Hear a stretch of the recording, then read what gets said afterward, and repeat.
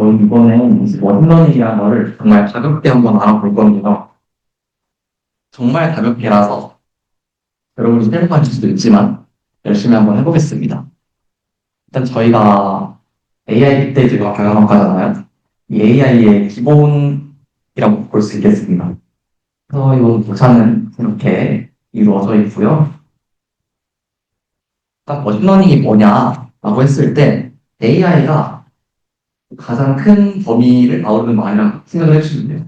그 안에 머신러닝이라는 분야가 있고요. 머신러닝이라는 분야 안에 딥러닝이라는 분야가 있습니다. 그래서 좀 써봤는데 크게 중요하지 않습니다. 그 알아보자면 AI는 인간이 가진 시스템 능력을 컴퓨터를 통해 구현한 기술, 말 그대로 인공지능이 있고요. 머신러닝, 기계가 지능하는 것처럼 학습하게 만들고 싶다라는 뜻이 있다고 보시면 됩니다. 그럼 이제 딥러닝이 그러면 인간의 신경막, 뇌구조랑 비슷하게 뉴런을 이용해서 조금 더 생각하는 것처럼 만들고 싶다라는 게 바로 이 딥러닝이라는 분야입니다. 그래서 머신러닝을 다시 한번 컴퓨터가 명시적인 규칙을 일일이 지정하지 않아도 데이터에서 규칙을 잘 학습하고 예측 또는 판단할 수 있도록 프로그래밍하는 것이라고 되어 있습니다. 이건 이제 머신러닝의 말 그대로 정의고요. 근데 저희가 사용하는 머신러닝이라는 단어는 또 여러 가지 쓰기도 합니다. 그래서 우린 머신러닝을 일단 왜 하냐? 더 알아봐야겠죠? 첫 번째는 성능 향상. 사람이 하는 것보다 기계가 하는 게 효율이 더 좋아서 그래요. 그래서 음성인식, 이미지 분류, 자연 처리 같은 거를 인간은 1분에 몇 개나 할 수 있어요? 한 6개 하면 많이 하는 거 아닌가요? 근데 기계는 1분이면 한 900 정도 할 수 있습니다. 빅데이터 기반 의사결정. 네. 사람이 이제 일을 10만 개를 보고 공통적으로 찾아가면 찾을 수 있을 거예요. 그때 돈은 없을 거예요. 그래서 큰 데이터를 보고 전략적인 판단에 도움을 준다. 이걸 기계가 할 수 있게 해준다. 그리고 자동화, 효율성 향상. 그리고 혹시 파일명 같은 거 정리해 보신 적 있나요? 저는 이제 학기가 끝나면은 이제 폴더에 정리를 하면서 파일명을 2025-1 뭐 이렇게 좀 다 붙여버리는데 그거를 사람이 손으로 일일이 하기엔 복잡하잖아요. 그래서 코딩을 하면 PDF 파일에 한해서 앞에 2025 언더바 1을 붙여달라고 코딩을 하면은 얘가 알아서 컴퓨터가 다 바꿔줘요. 이렇게 약간 자동화를 노릴 수 있다. 이것도 머신러닝의 일종이다라고 생각을 해주시면 되겠습니다. 그러면 전통적 방식과 머신러닝이 뭐가 다르냐? 전통적 프로그래밍은 이렇게 인풋 X, 데이터를 주고 펑션을 줍니다. X가 2일 때 Y는 EX라는 함수에 넣으면 Y 값이 얼마일까요? 네, 4겠죠. 이렇게 우리가 적용할 함수랑 데이터를 같이 주는 게 전통적인 방식입니다. 근데 머신러닝은요, X가 Y가 4면은 함수가 뭘까?를 컴퓨터가 비슷하게 만들어요. 그러면 컴퓨터는 EX 아니면 X 플러스 2 이런 식으로 고민을 좀 하고 그거를 데이터를 기반하여 함수를 찾아주는 거예요. 그래서 머신러닝은 크게 이제 세 가지로 볼 수 있는데 첫 번째가 지도학습, 두 번째가 비지도학습, 세 번째가 강화학습입니다. 머신러닝 모델의 대부분은 태블러 데이터, 즉 저희가 흔히 볼 수 있는 엑셀 형태, 경영적인 데이터를 많이 사용을 합니다. 실제로 그런 데이터가 제일 많기도 했고요. 지금은 좀 다르지만 비지도학습 그러면은 라벨이 존재하지 않는 데이터라고 합니다. 사실 비지도와 수를 나누는 기준은 라벨이에요. 그럼 라벨이 대체 뭐냐? 라고 했을 때 앞서 말씀드린 것처럼 X가 6일 때 Y가 얼마냐? 저희는 이 모든 결과 데이터를 라벨이라고 합니다. 내가 남자냐 여자냐? 내 키가 170 이상이냐 아니냐? 이런 결과값에 관련된 데이터를 저는 모두 라벨이라고 합니다. 그래서 라벨이 존재하냐? 존재하지 않느냐? 이 기준에 따라서 비지도학습, 지도학습 나눕니다. 비지도학습은 라벨이 없어요. 그럼 데이터 그 자체만을 보고 그 데이터의 구조나 패턴을 학습해서 설명할 모델을 만드는 과정이에요. 이제 말의 그림을 한번 보겠습니다. 만약에 이 X축이 키고 Y축이 몸무게 그럼 거기에 무슨 결과가 있을까요? 뭐 연인이 있다. 그러면 사실 결과로 볼 수는 있겠지만 일단 그 상태로는 아무 결과가 없는 그저 데이터일 뿐입니다. 그럼 그 상태에서 그걸 어떻게 볼 수 있느냐? 여기는 키가 좀 큰 사람들의 집합인가? 저희는 몸무게가 많이 나가는 사람들의 집합인가? 이 정도로 데이터를 조금 묶을 수 있는 거예요. 이게 비지도학습의 대표적인 예시라고 보면 되시고요. 그다음에 강화학습이 있는데, 강화학습은 여기 적어놨습니다. 환경과 사회적 변화에 침해 가는 행동에 대해 보상을 최대화하는 행동 혹은 행동 수를 학습하는 것. 매번 나오는 예시들이 알파고 같은 게 있죠.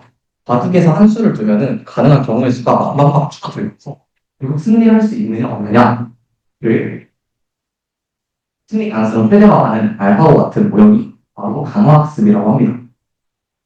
밑에 그래서 듯이 경로에 최적화하는 것들도 강화학습을 통해 풀어낼 수도 있고요. 저희는 지도학습을 조금 더 살펴볼 건데, 지도학습은 아까 말씀드렸듯이 라벨이 존재하는 존재하는 정답을 보고 그 다음 데이터에 대해서 얘 정답이 뭘까를 컴퓨터가 맞춰준다는 거죠. 그래서 저희 주로 두 가지 작업을 수행합니다. 첫 번째는 분류, 두 번째는 회귀. 분류는 말 그대로 분류하는 겁니다. 남자냐 여자냐 안경을 썼지 않습니다. 그래서 데이터의 특성을 통해 범주형 값인 클래스를 인식합니다. 클래스가 저희가 원하는 분류되는 값들이고요. 통별 예측, 곳의 분류 예측, 1학년 때 IS 데이터 혹시 걸어보는 많은데 요즘 많다는 거나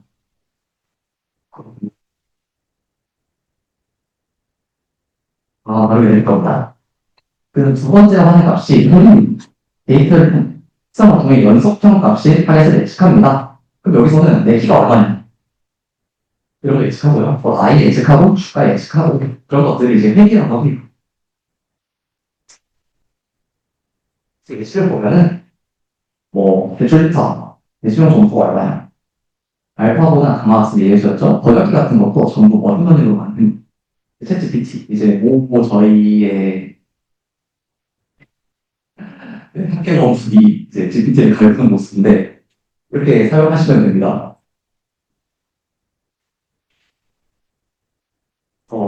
저희는 지도학습에 대해서 좀 말할게요. 지도학습에 모델 구조가 있습니다. 아까 봤던 그림이죠? 데이터의 특성과 그 결과값을 넣으면 얘가 어떻게 연결되어 있는지를 함수로, 펑션으로 모델이 찾아서 알려줍니다.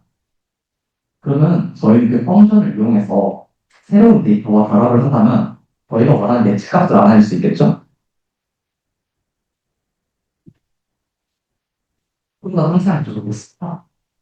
만약에 저희가 저 라지 S라는 인풋을 모델에서 그런데 이 모델은 어떻게 구성이 되느냐? 바로 이 파라미터라는 놈들에 의해서 구성이 됩니다.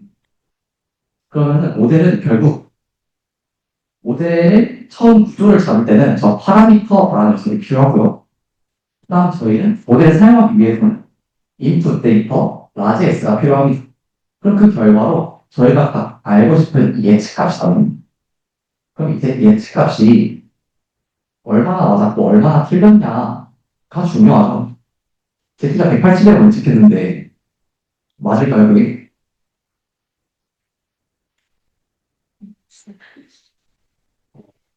아무튼 잘못 예측하면 아무 의미가 없잖아요. 그래서 지수학습이기 때문에 저는 결과를 알고 있어요. 네, 지금 이미도 좀 만드시기 때문에 대충 알아봐야 겠죠. 그래서 이 로스 펑션을 통해서 내 예측이 얼마나 틀렸냐를 한번 나타냅니다. 그러면 만약 예측가 180이었어요. 제 키가 190이라고 합시다. 그러면 얼마나 틀렸죠? 대충 10만큼 틀린 거죠. 그렇죠? 그래서 예측을 얼마나 잘했냐, 얼마나 못했냐를 한번 계산을 합니다. 그리고 얘를 이제 학습 결과로 수사합니다.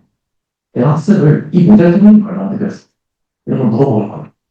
그러면은 이 모델 수능을 한번 산출을 하면은 저 학습 알고리즘을 통해서 처음에 모델 구조를 결정할 때 썼던 파라미터 값들을 다시 변경을 합니다. 그러면 그 다음 모델은 조금 더 나은 예측을 할 수 있어요. 85라고 예측을 해주시겠죠? 그래서 이 모델의 구조는 파라미터에 의해 결정이 된다라는 점을 여러분이 알고 계셔야 하고, 모델을 학습시킨다라는 말이 대체 뭐냐라고 물으면은 여기 적어놨습니다. 손실을 최소화하는 파라미터를 찾는 것이다. 이게 저희 모델을 학습시키는 것의 목적입니다. 그래서 간단한 모델을 한번 봐볼게요. 그 타이타닉 데이터를 들어보셨나요? 타이타닉에 탔던 사람들의 뭐 특성들, 뭐 나이, 홍태탄 형제 자매, 성별, 1등석, 여부 이런 것들이 이 특성으로 있고 그 사람들이 살았냐 죽었냐가 이제 정리되어 있는 엑셀 데이터인데 결정 트리라는 모델이 있어요. 지도학습 모델이고요. 결정 트리가 뭐냐? 의사결정 규칙과 결과를 이용해서 분류를 하는 모델이에요. 그 사람이 살았을까? 죽었을까? 그래서 타이타닉에 탑승했던 사람들의 생존 여부를 예측하고 싶어요. 그러면은 이 여기에 있는 얘 박스는 의사결정 규칙이라고 합니다. 그리고 타워는 그 결과예요. 그래서 저희가 알고 싶은 건 이 펑션 모델인데 첫 번째로 들어오는 질문이 데이터가 딱 없을 때 그 사람이 남자냐라고 물어봐요. 그러면 이제 왼쪽에 보통 참값을 줬고요. 오른쪽에 폴스를 줬습니다. 그래서 남자가 아니야? 그럼 일단 생존을 줘. 두 번째로 일단 남자야? 그러면은 나이가 9.5세 이상이야? 라고 물어봐요. 9.5세는 당연히 이제 9살, 10살을 분류하기 위한 값이고요. 남자인데 좀 어려. 그럼 죽었대요. 남자인데 그렇게 어리지 않아. 그러면 다음 으로 갑니다.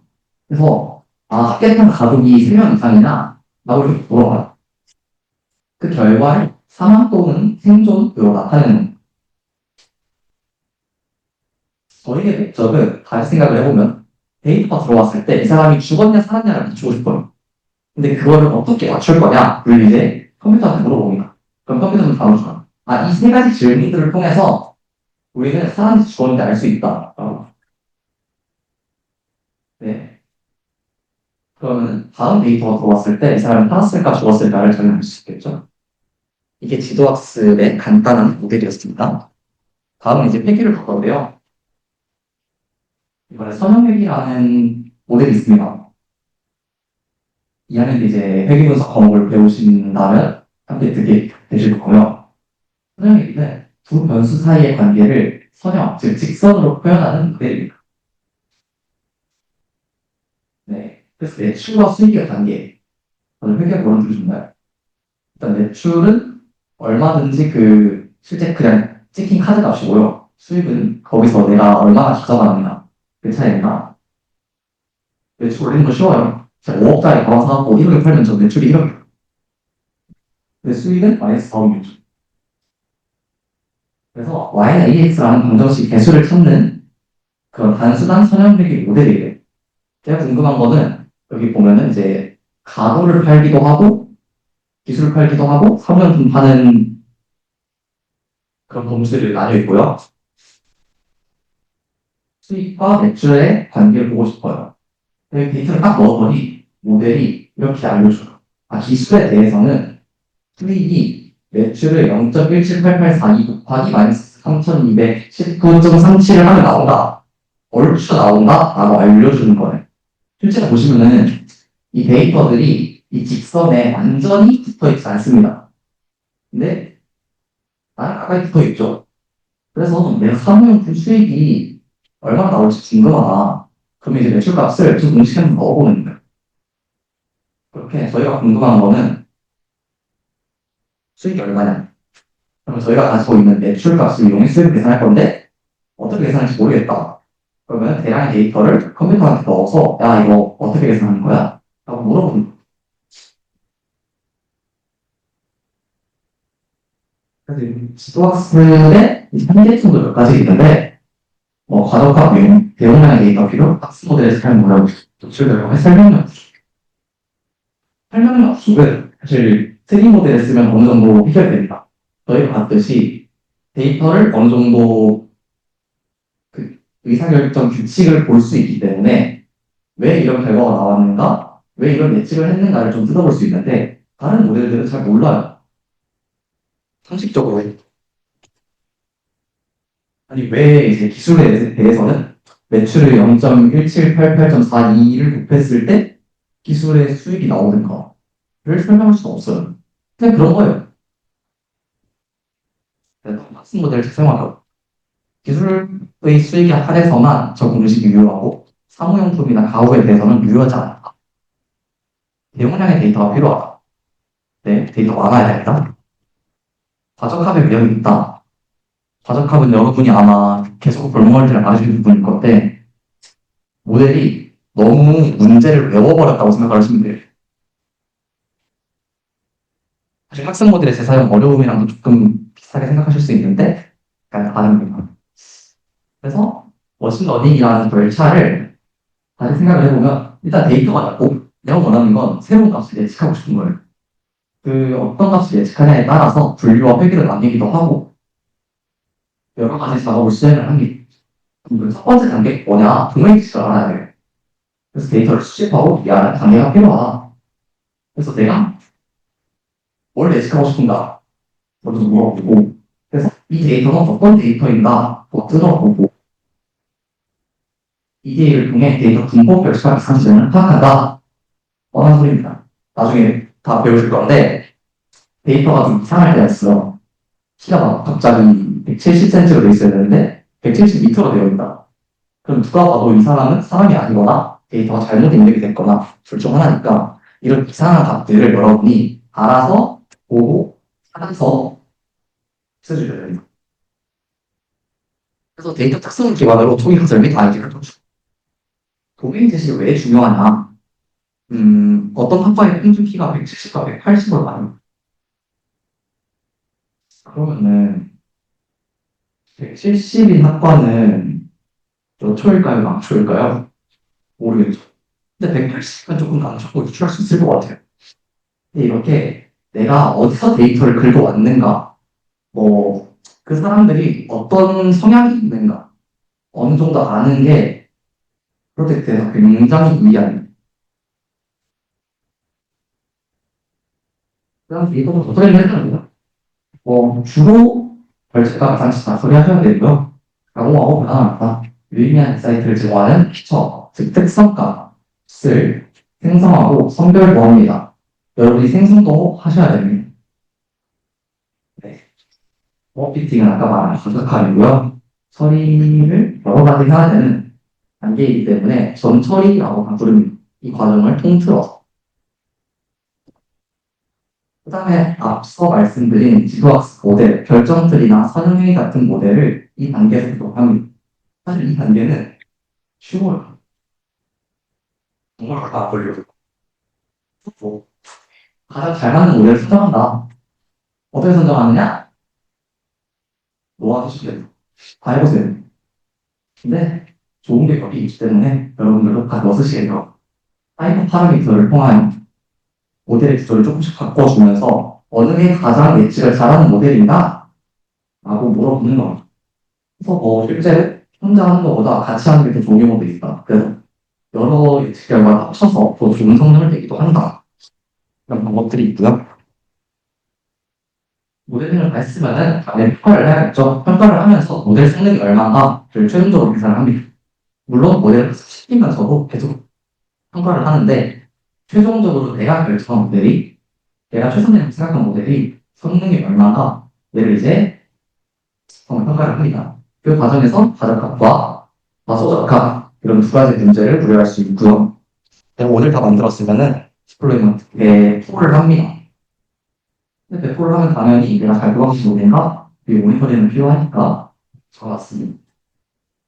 그러니 가장 주의 깊게 보셔야 되는 건 데이터 프리 프로세싱이에요. 정말 데이터 모델링은 얼마 안 걸려요. 근데 데이터에 대해서 이해하고 좀 처리하는 게 가장 중요하고 가장 어려운 겁니다. 파이팅 하시라는 말입니다. 그래서 간단한 실습을 하기 전에 궁금한 거 있으신가요?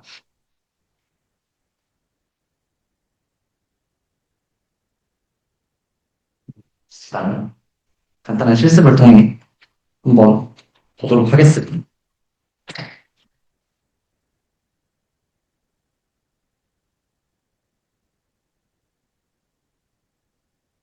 교실이라는 사이트를 이용할 건데요. 해당 링크로 들어가 주시면 됩니다.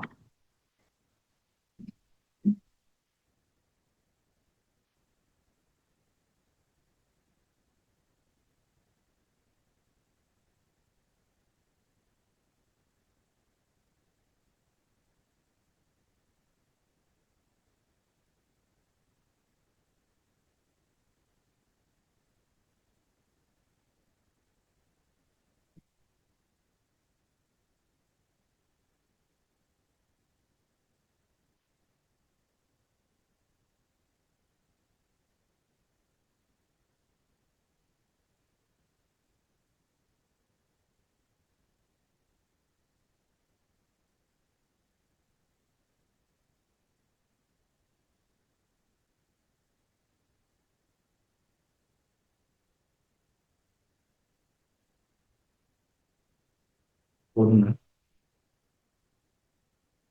조금만 더 기다려 볼게요.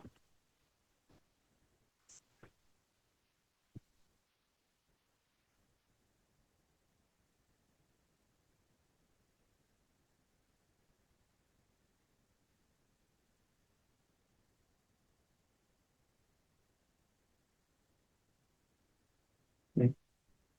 얘는 이제 데이터가 어떻게 분류가 되는가? 라는 걸 한번 보기 위해서 간단한 예측을 진행할 수 있는 사이트입니다. 음,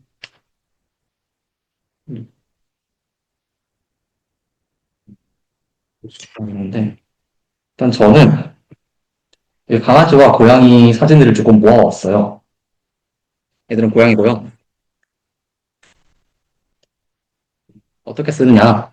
클래스 1에다가 파일을 업로드 할 거다 라고 얘기를 합니다. 그럼 이 고양이 사진 10개를 클래스 1으로 입력을 해주는 거예요. 이름도 바꿔줄게요. 캣. 그리고 이 두 번째는 강아지. 도구라고 쓸게요. 업로드를 하고 강아지 파일들에 대해서 10개를 또 업로드를 해줍니다. 그러면 저희가 지금 데이터를 준비하는 과정이 끝난 거예요. 그럼 여기서 뭘 하느냐?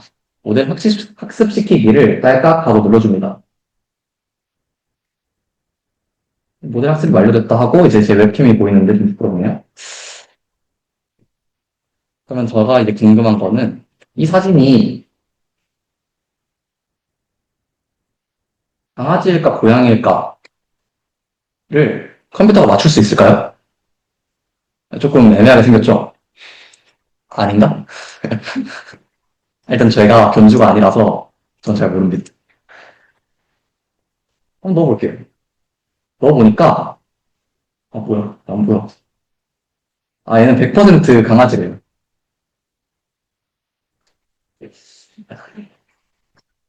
네. 그러면은 다른 예시를 한번 들어보죠. 여기 나와있지?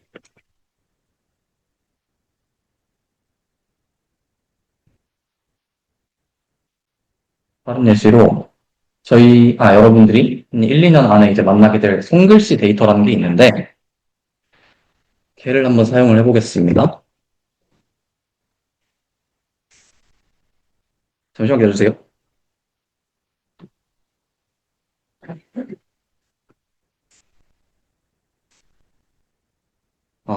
좀.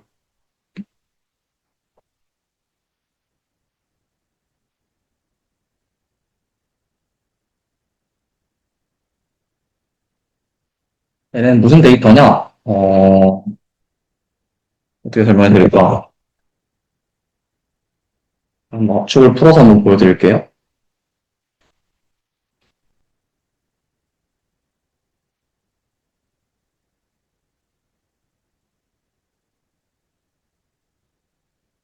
이게 안 되네. 어쩔 수 없다. 여기까지 해야겠다. 아, 여기 이 이미지 보이시나요? 얘가 다 이제 손글씨로 숫자를 쓰는 겁니다.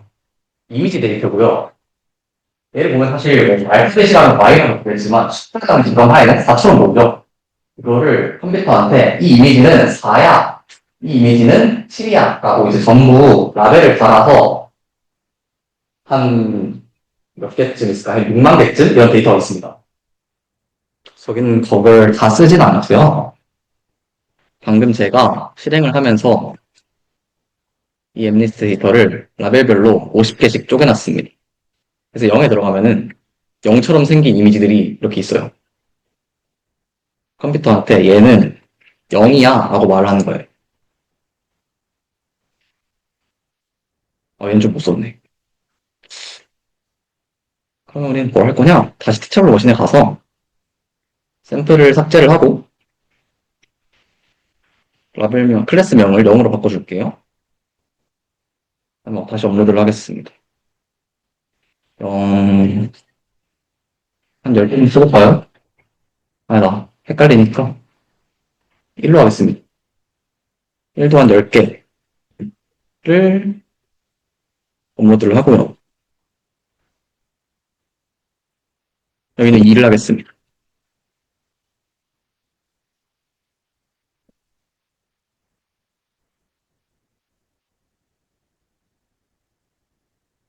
지금 1 10장, 2 10장을 데이터를 넣어놨어요. 모델 학습시켜 봅시다.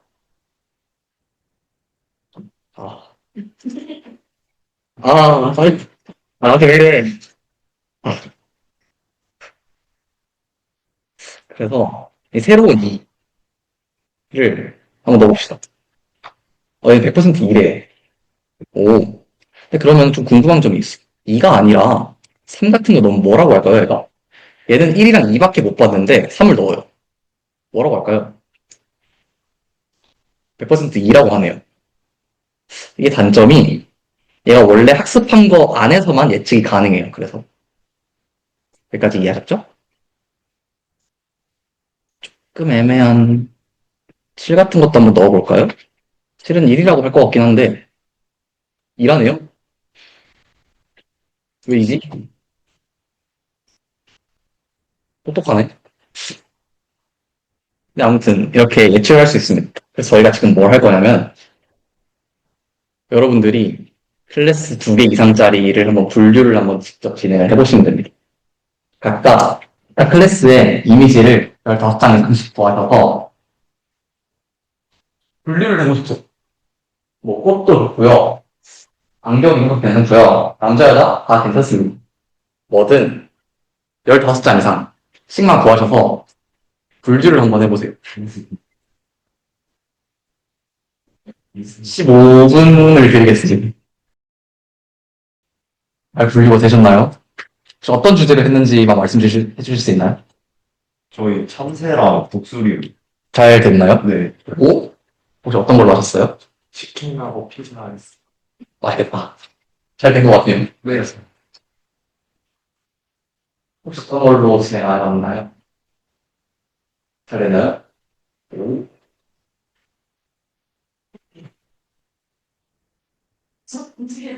네. 그래서 여러분이 실습을 진행하는 동안 제가 조금 재밌는 걸 해봤는데요. 클래스를 하나 더 만들었어요. 이번엔 4라는 숫자에 또 클래스를 하나 만들어봤어요.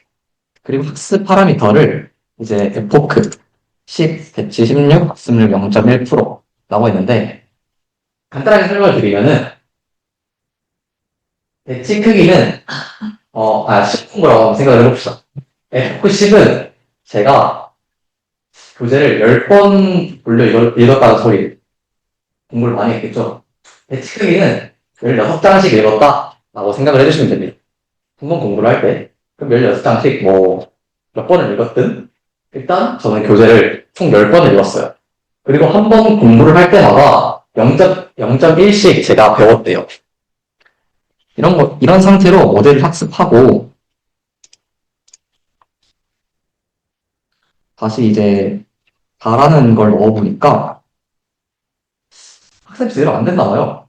2라고 분류를 하네. 공부를 좀 못했다는 소리겠죠? 무려 10번이나 봤는데. 그래서 제가 50회독을 한번 해보겠습니다. 그리고 샘플도 여기서부터 여기까지 좀 더 넣어볼게요. 다른 교재도 보면서 한 50회독을 했어요.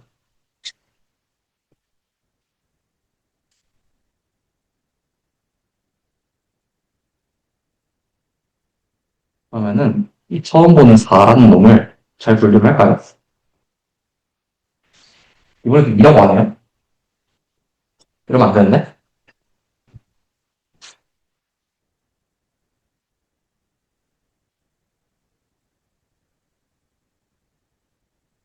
네, 이번 학습률을 한번 바꿔 보겠습니다. 조금 더 천천히 꼼꼼하게 보는 걸로 선택을 했어요.